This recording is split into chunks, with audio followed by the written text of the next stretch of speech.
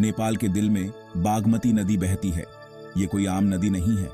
हिंदू धर्म में इसे जिंदगी का पवित्र सोर्स और भगवान की तरफ जाने वाला रास्ता माना जाता है। इसके किनारे पर बहुत सारे मंदिर और मठ बने हुए हैं जो सदियों से चली आ रही आस्था को दिखाते हैं। यहाँ काठमांडू शहर के बीचों बीच एक बहुत ही पवित्र जगह है, पशुपतिनाथ मंदिर।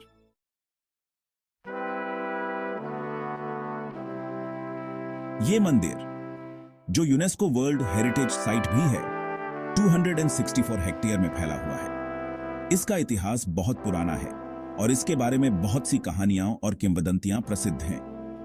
कुछ लोगों का मानना है कि यह मंदिर 400 ईस्वी पूर्व बना था, तो कुछ कहते हैं कि यह उससे भी पुराना है। इसकी असली उम्र चाहे जो भी हो, एक बात तो पक्की है, पशुपतिनाथ मंदिर हिंदुओं के दिलों में एक खास जगह रखता है।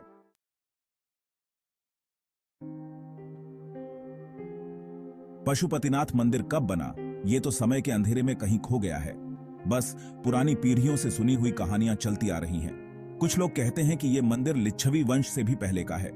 कुछ और लोग दावा करते हैं कि राजा सुपुष्पा ने यहां यह मंदिर बनवाया। 5वीं सदी ईस्वी तक पशुपतिनाथ मंदिर एक फेमस तीर्थ स्थल बन चुका था। लिच्छवी काल के पत्थरों पर लिखी बातें इसकी महत्ता बताती हैं।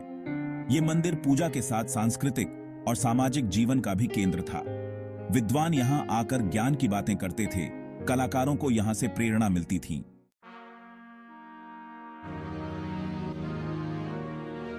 सदियों से पशुपतिनाथ मंदिर ने इतिहास को बदलते हुए देखा है। राजा आए और चले गए, हर किसी ने अपनी छाप छोड़ी इस मंदिर पर। आज जो मंदिर हम देखते हैं वो समय के साथ हुए बदलाव का नतीजा है। इस मंदिर का मेन भाग, जिसकी 2 मंजिलें हैं और ऊपर सोने की चमकदार छत है, वो 15वीं सदी में राजा भूपतिंद्र मल्ल ने बनवाई थी। हर एक नया काम, हर एक बार जब इसे दोबारा बनाया गया, वो पशुपतिनाथ के प्रति लोगों की अटूट श्रद्धा को दिखाता है। मेन मंदिर के चांदी वाले दरवाजे, जिन पर हिंदू धर्म की कहानियों को बहुत ही खूबसूरती से उकेरा गया है, वो बाद में आए एक और मल्ल राजा ने बनवाए थे। आसपास के आंगन, जहां छोटे छोटे मंदिर और अलग अलग देवी देवताओं को समर्पित मठ बने हुए हैं, वो इस घाटी के धार्मिक विकास को दिखाते हैं।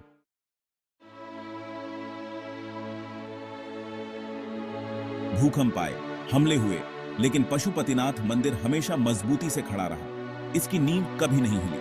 1934 में जब एक बहुत ही भयानक भूकंप आया, जिसने काठमांडू को हिलाकर रख दिया था, तब भी यह मंदिर सही सलामत रहा, एक उम्मीद की किरण बनकर।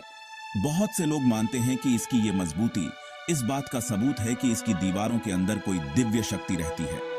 आज पशुपतिनाथ मंदिर सिर्फ एक ऐतिहासिक इमारत नहीं है, बल्कि आस्था का एक जीता जागता उदाहरण है। यहाँ की हवा में श्रद्धालुओं के मंत्र गूंजते रहते हैं, धूप की खुशबू हर तरफ फैली रहती है और घंटियों की आवाज सदियों पुराने रीति रिवाजों की याद दिलाती है। पशुपतिनाथ, इस घाटी के रक्षक, काठमांडू पर हमेशा अपनी कृपा बनाए रखते हैं और जो भी यहाँ आता है उसे सुकून और आशा मिलती है।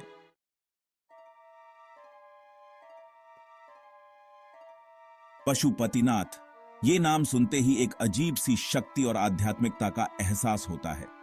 ये उस समय की कहानी है जब देवी देवता धरती पर रहा करते थे और हर जगह दिव्यता का वास था।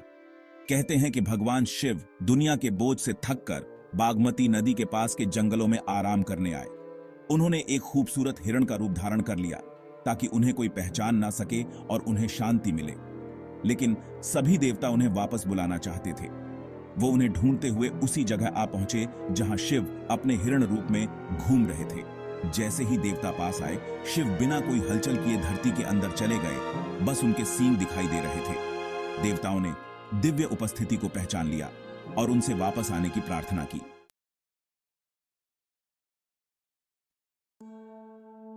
शिव उनकी भक्ति से प्रसन्न होकर मान गए। वे धरती से बाहर आए, लेकिन हिरण के रूप में नहीं, बल्कि अपनी पूरी महिमा में पशुपति के रूप में, सभी जीवों के भगवान। पंचमुखी शिवलिंग में शिव के 5 मुख हैं। हर मुख उनके दिव्य व्यक्तित्व के एक अलग पहलू को दर्शाता है। सद्योजात सृष्टि का प्रतीक है, वामदेव रक्षा का प्रतीक है, अघोरा विनाश का प्रतीक है, तत्पुरुष ज्ञान और मुक्ति का प्रतीक है, ईशान परम सत्य का प्रतीक है।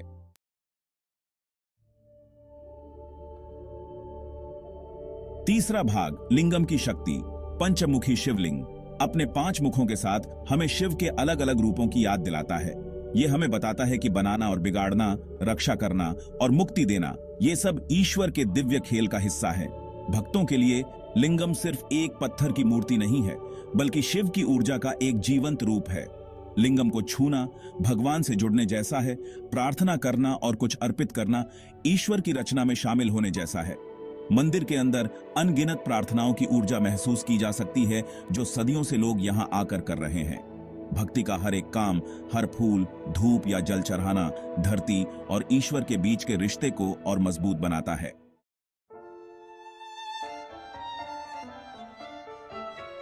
पहला भाग लकड़ी और पत्थर की कलाकारी। पशुपतिनाथ मंदिर सिर्फ पूजा करने की जगह नहीं है, ये तो वास्तुकला का एक नायाब नमूना है जो पिछली पीढ़ियों की कलाकारी को दिखाता है। ये मंदिर जो लकड़ी, पत्थर और धातु से मिलकर बना है, अपनी खूबसूरती और भव्यता से सबको मोहित कर लेता है।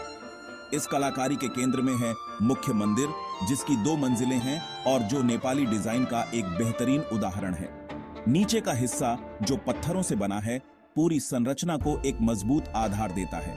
ऊपर का हिस्सा जो ज्यादातर लकड़ी का बना है, ऐसा लगता है जैसे हवा में तैर रहा हो। इसकी खूबसूरती को नक्काशीदार चीजें और बढ़ा देती हैं। छत की लाइनें जो धीरे धीरे नीचे की ओर झुकती हैं, वो खूबसूरत धातु की कलाकारी में खत्म होती है, जिनकी चमक धूप में और भी बारा छा जाती है।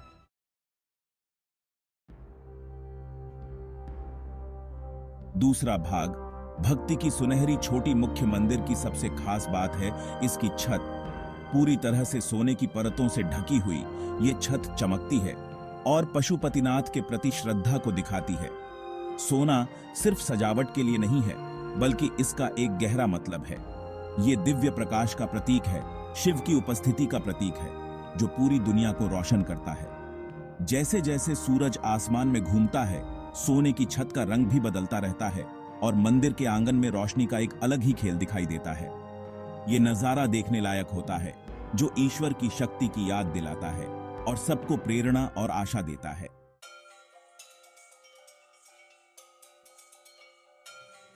मेन गेट पर 2 विशाल मूर्तियां पहरा देती हुई खड़ी हैं। ये हैं द्वारपाल, जो स्वर्ग के रक्षक हैं और पवित्र स्थानों की रक्षा करते हैं। पत्थर से बनी इन मूर्तियों के चेहरे गुस्से वाले हैं और उनके शरीर पर कवच और हथियार हैं। इनकी मौजूदगी बताती है कि ये कोई मामूली जगह नहीं है, बल्कि ये तो धरती और स्वर्ग के बीच की सीमा है।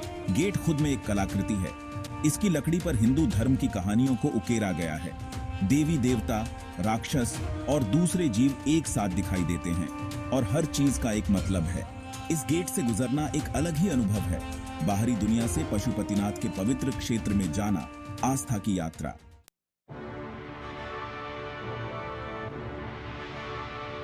पशुपतिनाथ मंदिर में एक अलग ही लय है जो बहुत पुरानी है। ये है पवित्र कैलेंडर की लय, त्योहारों और पवित्र दिनों का एक चक्र जो समय को दर्शाता है और हमें ईश्वर से जोड़ता है।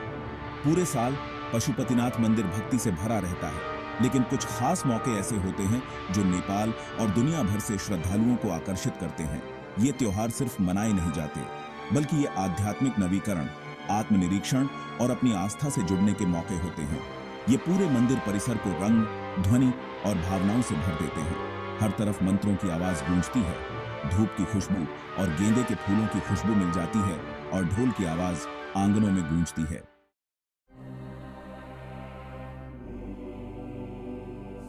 पशुपतिनाथ मंदिर में मनाए जाने वाले सभी त्योहारों में महाशिवरात्रि सबसे ज्यादा महत्वपूर्ण है।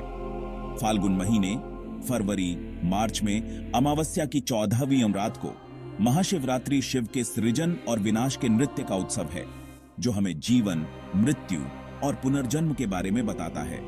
इस पवित्र रात में मंदिर परिसर भक्तों से खचाखच भरा होता है। वो अलग अलग जगहों से आते हैं, पास के गांवों से और दूर दराज के इलाकों से, अपनी आस्था और भगवान शिव का आशीर्वाद पाने की चाहत में। बहुत से लोग इस दिन व्रत रखते हैं, कुछ नहीं खाते पीते।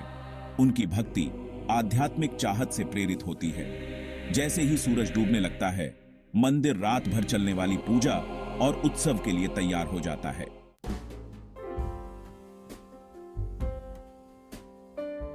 तीसरा भाग तीज प्यार और भक्ति का त्योहार जैसे ही बारिश का मौसम काठमांडू घाटी को हरा भरा कर देता है, पशुपतिनाथ मंदिर में एक और त्योहार मनाया जाता है, तीज।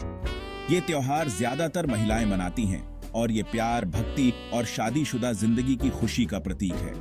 ये महिलाओं के लिए अपने पति की लंबी उम्र के लिए प्रार्थना करने का और एक पत्नी और मां के रूप में शक्ति और मार्गदर्शन पाने का समय होता है। ये त्योहार कई दिनों तक चलता है और हर दिन के अपने खास रीति रिवाज होते हैं। महिलाएं लाल रंग की साड़ियां पहनकर, हाथों में मेहंदी लगाकर मंदिर में आती हैं।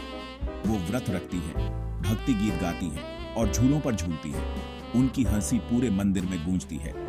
तीज नारी शक्ति का उत्सव है, एक ऐसा समय जब महिलाएं एक साथ आती हैं, बातें करती हैं और अपने रिश्ते को और मजबूत बनाती हैं।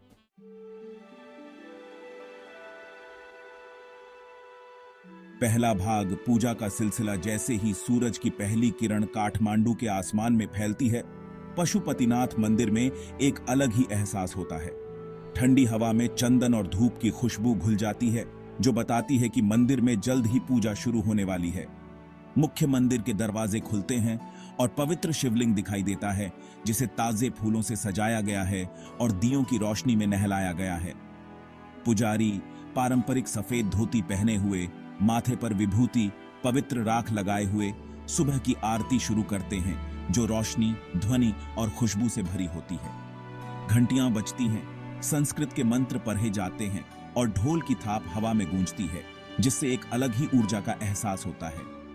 भक्त आरती के दियों की रोशनी में मंत्रों का उच्चारण करते हैं और उनकी आवाजें भक्ति के रंग में डूब जाती हैं।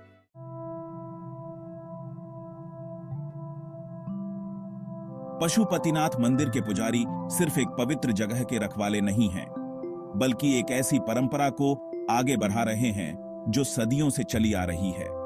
उनकी जिंदगी इस मंदिर से जुड़ी हुई है। उनका हर दिन पूजा, अभिषेक और दूसरे धार्मिक कामों में बीतता है।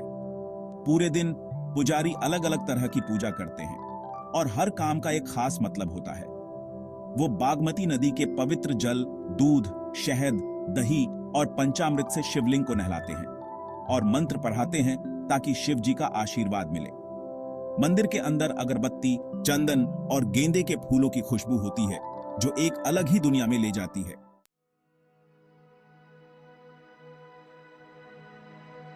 भक्तों के लिए पशुपतिनाथ मंदिर आना एक बहुत ही खास तीर्थ यात्रा होती है। वो यहाँ आशीर्वाद, शांति, मार्गदर्शन या बस कुछ पलों के लिए ईश्वर से जुड़ने आते हैं। कुछ लोग फूल, अगरबत्ती या नारियल चढ़ाते हैं शिवलिंग पर और दिल से प्रार्थना करते हैं।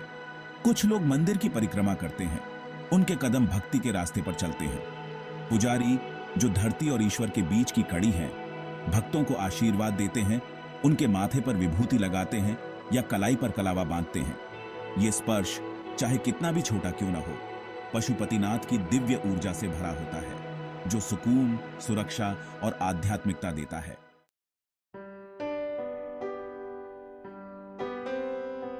जैसे जैसे सूरज डूबने लगता है, मंदिर परिसर में एक अलग ही शांति छा जाती है। हवा, जो ढेर सारी प्रार्थनाओं की ऊर्जा से भरी होती है, एक अलग ही धुन बजाती है। पुजारियों के मंत्र और बागमती नदी की धीमी आवाज मिलकर एक ऐसी धुन बनाते हैं जो दिल को सुकून देती है। श्रद्धालु, जिनके चेहरे पर शांति और संतुष्टि होती है, बागमती नदी के किनारे इकट्ठा होते हैं। वो पानी में तैरते हुए दियों को देखते हैं, जिनकी जलती हुई लौ उनकी प्रार्थनाओं को ऊपर ले जाती है। कुछ लोगों के लिए पशुपतिनाथ आना एक बार जिंदगी में होने वाली तीर्थ यात्रा होती है। हजारों मील का सफर जो श्रद्धा और इच्छा से भरे दिल से किया जाता है।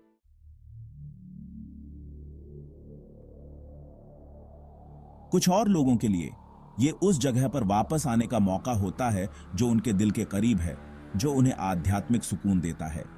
पीढ़ियां आती हैं और चली जाती हैं, राजा आते हैं और चले जाते हैं, लेकिन पशुपतिनाथ मंदिर हमेशा बना रहता है, जो हमें आस्था, सहनशीलता और मानव आत्मा की ताकत की याद दिलाता है। जब आप इस मंदिर परिसर में खड़े होते हैं तो आपको एक अलग ही अजूबा और अद्भुत एहसास होता है। पशुपतिनाथ सिर्फ एक मंदिर नहीं है, ये तो आस्था की उस शक्ति का सबूत है जो समय के बंधन से परे है, जो हमें किसी महान शक्ति से जोड़ती है और जो हमें बताती है कि पवित्रता हम सबके अंदर है।